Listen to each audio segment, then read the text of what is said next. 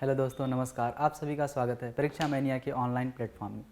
मैं हूं आपका दोस्त मंगलेश्वर सिंह। आज हम जीडी में हिंदी विषय के कुछ महत्वपूर्ण क्वेश्चनों पर बात करेंगे, जो कि लगातार कुछ विगत वर्षों से मैं देख रहा हूं, तो जो पूछे जाते हैं या फिर जिस पद्धति पर क्वेश्चन मुख्य तौर पर पूछे जाते हैं, आज हम उन क्वेश्चनों को, उस टाइप के क्वेश्चनों पर आज बात करेंगे। ठीक है, चलिए जल्दी से जल्दी चैनल को सब्सक्राइब कीजिए, शेयर कीजिए और अपने उन मित्रों को भी शेयर कीजिए जो तैयारी कर रहे हैं और हमारे चैनल के साथ दुर्भाग्यवश नहीं जुड़ पाए हैं। तो आप उन तक चैनल को, हमारे जो वीडियो है उनको शेयर कीजिए और चैनल को भी शेयर कीजिए। ओके, चलिए आइए हम बात करते हैं।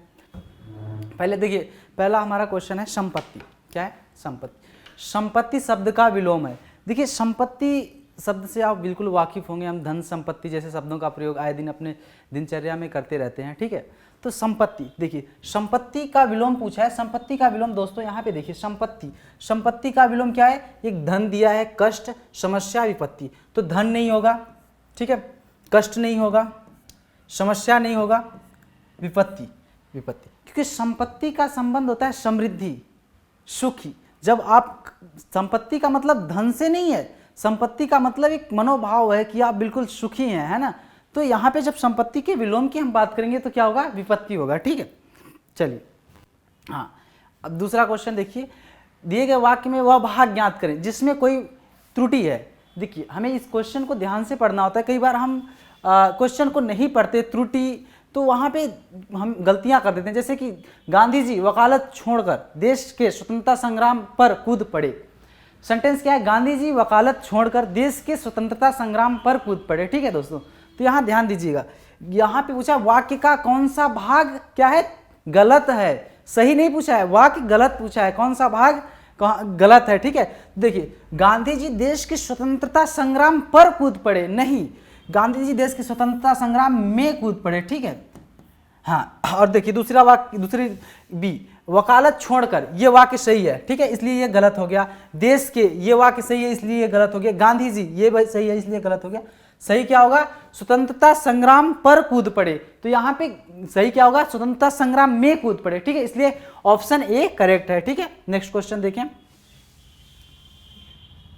हाँ, सही वर्तनी वाले शब्द का चयन कीजिए। देखिए, यहाँ पे वर्तनी शुद्धिकरण से यह क्वेश्चन है। सही वर्तनी, इनमें से वर्तनी क्या है? किसकी वर्तनी सही है? कौन सी वर्तनी सही है? जैसे आवश्यकता, ठीक है, आवश्यकता, आवश्यकता, देखिए ये है आवश्यकता, ये गलत है। ठीक है, आवश्यकता, ये भी गलत है। ठीक है, आवश्यकता क्या है? आवश्यकता, ये सही है, और आवश्यकता ये भी गलत है। ठीक है, समझ में आया आपको? ठीक है, अब नेक्स्ट क्वेश्चन की ओर देखते हैं। क्योंकि देखिए, वर्तनी शुद्धिकरण है ना, इसमें क्वेश्चंस को बिल्कुल ध्यान से पढ़ना है। कौन सी वर्तनी? शुद्ध वर्तनी, सही वर्तनी, है ना। और कई बार क्वेश्चन में आता है अशुद्ध वर्तनी, तो हमें क्वेश्चन को बिल्कुल ध्यान से पढ़ना है, उसके बाद जो भी है अपने आंसर को देना है। ठीक है, जिसे छोड़ा ना जा सके, है ना, जिसे छोड़ा ना जा सके, जिससे आप अद्वितीय प्रेम करते हैं, बहुत लगाव है, बिल्कुल भैया नहीं छोड़ सकते, उसके लिए क्या शब्द होगा? उस प्रेमिका के लिए, प्रेमी के लिए कौन सा शब्द उपयुक्त होगा? ठीक है, हाँ बिल्कुल बिल्कुल। तो यहाँ पे देखिए, असामान्य, असामान्य, असामान्य, असामान्य मतलब जो सामान्य नहीं है, असाधारण, अद्वितीय, अनुपम, ठीक है, ये नहीं होगा। ठीक है, कठिन, कठिन का मतलब क्या है? जो सरल ना हो, है ना, जो सरल ना हो। जैसे कि वो मानने को नहीं है, अब आप बिल्कुल मनाने को तैयार हैं, तो यहाँ पे कठिन हो जाएगा आपके लिए भाई, क्योंकि वो तो मान ही नहीं रही है, आप तो मना रहे हो ना, लेकिन कठिन है। ठीक है, जो सरल ना हो। ठीक है, अपरिहार्य क्या होगा? जिसे छोड़ा न जा सके, जिसे छोड़ा न जा सके, उसके लिए एक शब्द क्या होगा दोस्तों? अपरिहार्य। क्या होगा? अपरिहार्य। अपरिहार्य का मतलब कि जिसे आप नहीं छोड़ सकते, बिल्कुल बहुत प्रेम करते हैं आप, बिल्कुल नहीं छोड़ सकते। ठीक है, असाधारण, जो साधारण नहीं है। ठीक है, समझ में आ रहा है? चलिए आगे देखते हैं। हाँ, देखिए, कल पढ़ना मुहावरे का, यहां भी आपके प्रेम की भावना उजागर होगी। कल पढ़ना, बिल्कुल उसके बिना मेरा दिन बिल्कुल गुजर नहीं रहा है, मन बेचैन हो रहा है। ठीक है, तो यहाँ पे आता है कल पढ़ना। जैसे होते हैं ना कि राम को सीता के बिना बिल्कुल कल नहीं पढ़ रहा है ना, तो कल पढ़ना का मतलब होता है कि एक मनोभाव है, बिल्कुल अच्छा लगना, थोड़ा सा संतुष्ट फील होना, है ना। जैसे कि अस्थिर होना, चैन मिलना, पश्चाताप करना और चुप रहना। तो कल पढ़ना मुहावरे का अर्थ क्या होगा? अस्थिर होना, ये नहीं होगा, ठीक है। चैन मिलना, पश्चाताप करना, ये भी नहीं होगा। चुप रहना, ये भी नहीं होगा। क्या होगा? कल पढ़ना मुहावरे का जो सही अर्थ होगा क्या होगा? चैन मिलना, है ना। जैसे कि हम शब्दों में यूज करते हैं कि उसके बिना उसको कल नहीं पढ़ रहा है, ठीक है। तो मतलब वो सेटिस्फाइड नहीं है, वो संतुष्ट नहीं है, बिल्कुल उसको चैन नहीं मिल रहा, वो बेचैन है ना। तो कल पढ़ना मुहावरे का अर्थ क्या है? चैन मिलना, ठीक है। नेक्स्ट क्वेश्चन की ओर ध्यान देंगे, ठीक है। हाँ, अब देखिए, जहर का घूंट पीना बहुत बढ़िया मुहावरा है। जहर का घूंट पीना, भरी भीड़ में आपको किसी ने 2 थप्पड़ मार दिए, 4 लोग हैं, आप बिल्कुल खड़े होकर देख रहे हैं, बिल्कुल बाहर मिलेगा आज तो इसको देख लेंगे, अकेले मिलेगा तो देख लेंगे, ठीक है। आप अपने गुस्से को बिल्कुल एकदम सहम सा रह गए, बिल्कुल अपने मन में दबा कर रह गए, तो ये होता है जहर का घूंट पीना, है ना। बिल्कुल बर्दाश्त कर गए, ठीक है। जैसे गुस्सा मन में दबा लेना, है ना। गुस्से को, अपने गुस्से को जो भी है आप मन में दबा ले रहे हो, जोखिम में डालना, ये नहीं होगा, है ना। शर्मिंदा होना, ये भी नहीं होगा। खतरा उठाना, ये भी नहीं होगा, है ना। खतरा तो आप उठाए ही नहीं क्योंकि आपने गुस्से को मन में दबा लिया, है ना। सही क्या होगा? गुस्से को मन में दबाना, है ना, ये हो गया आपका, ठीक है। अब अगले क्वेश्चन की ओर हम बढ़ते हैं।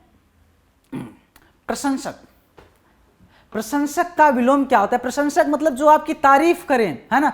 बहुत अच्छा लड़का है, बहुत ब्रिलियंट है, बहुत पढ़ने वाला है। मैं कहता हूँ जितने बच्चे वीडियो देख रहे हैं सब बिल्कुल A1 क्लास के बिल्कुल समझदार बच्चे हैं, ब्रिलियंट बच्चे, है ना। तो मैं क्या कर रहा हूँ? आपकी प्रशंसा कर रहा हूँ, तारीफ कर रहा हूँ, है ना, तारीफ। अब निंदक क्या होता है? जो आपकी तारीफ ना करे, निंदा करे। भैया बहुत बुरे लड़के हैं, बिल्कुल असभ्य हैं, अशिक्षित है, बिल्कुल समझ में नहीं आता, है ना। अंधकार, अंधकार अंधेरा, जहां प्रकाश ना हो, है ना। कटु, कटु का विलोम क्या होगा? मधुर। कटु का विलोम क्या होगा? मधुर होगा। समीक्षा, समीक्षा का विलोम क्या होगा? लेखक होगा। समीक्षा का विलोम क्या होगा दोस्तों?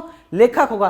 तो आपका प्रशंसक का विलोम क्या होगा? प्रशंसक मतलब जो तारीफ करे, उसका विलोम जो आपकी निंदा करे, आपकी बुराई करे, ठीक है, ये हो गया, ठीक है। नेक्स्ट क्वेश्चन की ओर आप देखते हैं। हाँ, अब देखिए, सही वर्तनी वाले शब्द का चयन कीजिए। उस शब्द का चयन करना है जहां जिसकी वर्तनी क्या हो? सही हो। अब देखिए, क्वेश्चन कई बार आ जाता है, अशुद्ध वर्तनी का चयन कीजिए, गलत वर्तनी का चयन कीजिए। अब आप तो पढ़ते हैं सही वर्तनी का चयन कीजिए, क्वेश्चन नहीं पढ़ा, धड़ाक से इधर आंसर लगा दिए। अब हो गया, आप घर आए तो देखिए, हाँ भैया ये तो गलत करके आ गए हम। तो यहाँ पे क्वेश्चन को पढ़ना है, क्या लिखा है? सही वर्तनी वाले शब्द का चयन करना, गलत नहीं, सही वाले, जिसकी वर्तनी क्या हो? सही हो। तो देखो, जैसे दिखा है नक्षत्र, ये गलत हो गया। नक्षत्र, ये भी गलत हो गया।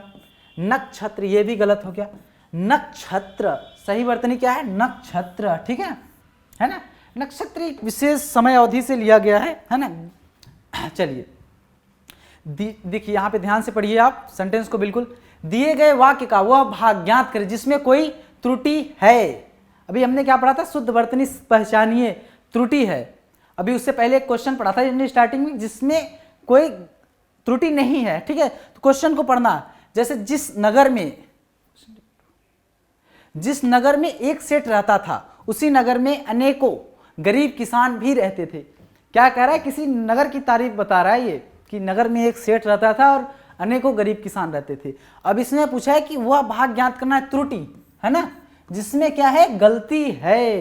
क्या है? कि नगर में एक सेठ रहता था, है ना। ये वाक्य तो सही हो गया, इसलिए ये क्या हो गया? गलत हो गया। हमें क्या है? गलत वाक्य का सही करना, चुनाव करना है, गलत वाक्य का चुनाव करना है, इसलिए सही वाक्य वाला क्या हो गया? गलत हो गया। उसी नगर में, ये भी वाक्य सही है इसलिए ये गलत हो गया। जिस नगर में, ये वाक्य सही इसलिए भी ये भी गलत हो गया। जिस नगर में अनेकों गरीब किसान भी रहते थे, ये वाक्य गलत है इसलिए ये सही हो गया। अनेकों नहीं होगा मेरे दोस्त, अनेक होगा, अनेक, है ना। अनेक गरीब किसान रहते थे। कौन रहता था? बहुत सारे गरीब किसान रहते थे, ठीक है। चलिए नेक्स्ट क्वेश्चन की ओर देखते हैं। हाँ, बट्टा लगना मुहावरे का अर्थ होता है। बट्टा लगना मुहावरे का अर्थ होता है। क्या है? शब्द क्या है? बट्टा लगना, ठीक है। तो बट्टा लगना, हम गांवों में बोलचाल की भाषा सुनते ना, उनके ऊपर बट्टा लग गया, है ना। तो बट्टा लगने का मुहावरे का अर्थ होता है सम्मान होना, ये नहीं होगा, ठीक है ना। अपमान होना, ये भी नहीं होगा। झूठ बोलना, ये तो कतई नहीं होगा। क्या होगा? कलंक लगना। बट्टा लगना मुहावरे का अर्थ क्या होगा? कलंक लगना। उनके ऊपर बट्टा लग गया, उनके ऊपर कलंक लग गया, है ना। नेक्स्ट क्वेश्चन की ओर ध्यान देंगे। हाँ, अब यहाँ पे आया सही वर्तनी। सही वर्तनी वाले शब्द का चयन कीजिए। क्या करना है? सही वर्तनी। ऐसे शब्द का चयन करना है, उस शब्द का जिसकी वर्तनी क्या हो, सही हो। अब ये क्या है, भास्कर, भास्कर, ये शब्द क्या है, बिल्कुल गलत है ना। अब यहाँ पे लिखी रहे भास्कर, है ना, ये भी गलत, भास्कर ये भी गलत। शुद्ध क्या होगा, भास्कर, भास्कर, भास्कर किसे कहा जाता है, सूर्य को, ठीक है ना। नेक्स्ट क्वेश्चन की ओर ध्यान देंगे। घर, घर का पर्यायवाची शब्द क्या है। देखिए प्रवास, प्रवास शब्द तो सुनते होंगे, ज्यादातर मीडिया वगैरह में आता रहता है ना, नेताजी प्रवास पर जा रहे हैं, है ना। तो प्रवास का मतलब घर नहीं होता, क्योंकि वो घर से जा रहे हैं तो घर तो होगा नहीं, कतई नहीं होगा, ठीक है। वसन नहीं होगा, ठिकाना ये भी नहीं होगा, क्या होगा, निकेतन। घर का जो पर्यायवाची शब्द है वो क्या होगा, निकेतन, ठीक है। ये नहीं होगा आपका, ये भी नहीं होगा, ये भी नहीं होगा, शुद्ध क्या होगा, निकेतन। घर का पर्यायवाची शब्द क्या है, निकेतन है, ठीक है। हाँ, यमुना, यमुना, हालांकि यमुना, दिल्ली की यमुना दूषित है, इसमें कोई संदेह नहीं है, लेकिन हम यहाँ पढ़ रहे हैं यमुना का पर्यायवाची शब्द पढ़ रहे हैं, ठीक है। यमुना, ये भागीरथी किसका है, ये गंगा का है, ठीक है। तो हमने पूछा नदी तो होगा नहीं, तनया ये पुत्री का पर्यायवाची है, तनया किसका पर्यायवाची है, पुत्री का, ठीक है। तो हम क्या, फिर क्या बचा हमारे पास, सूर्य सुता। तो यमुना का पर्यायवाची क्या होगा, सूर्य सुता होगा, क्योंकि ये तो है नहीं, ये भी नहीं है, ये भी नहीं है, तो फिर हमारा क्या है, सूर्य सुता। तो यमुना का पर्यायवाची शब्द क्या हुआ, सूर्य सुता, ठीक है। नेक्स्ट क्वेश्चन की ओर ध्यान से देखेंगे। हाँ, सही वर्तनी वाले शब्द का चयन कीजिए। उस शब्द का चुनाव करना है जिसकी वर्तनी क्या है, सही है, ठीक है। देखिए जैसे शब्दांश, शब्दांश, है ना, शब्दांश, शब्दांश। तो देखिए यहाँ पे क्या है कि सही वर्तनी वाले शब्द का चयन कीजिए। ये नहीं होगा, ठीक है, ये भी नहीं होगा, ये भी नहीं होगा, क्या होगा, ये होगा शब्दांश, ठीक है। सही वर्तनी वाले शब्द का चयन कीजिए, तो उत्तर क्या होगा आपका, शब्दांश, ठीक है। नेक्स्ट क्वेश्चन की ओर देखेंगे।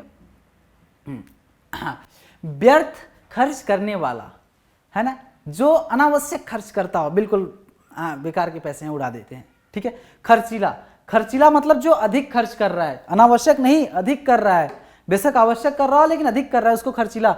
व्यापारी, जो व्यापार करता है। मितव्ययी, है ना, मितव्ययी, मितव्ययी मतलब बिल्कुल कंजूस आदमी, बिल्कुल खर्च नहीं करना है।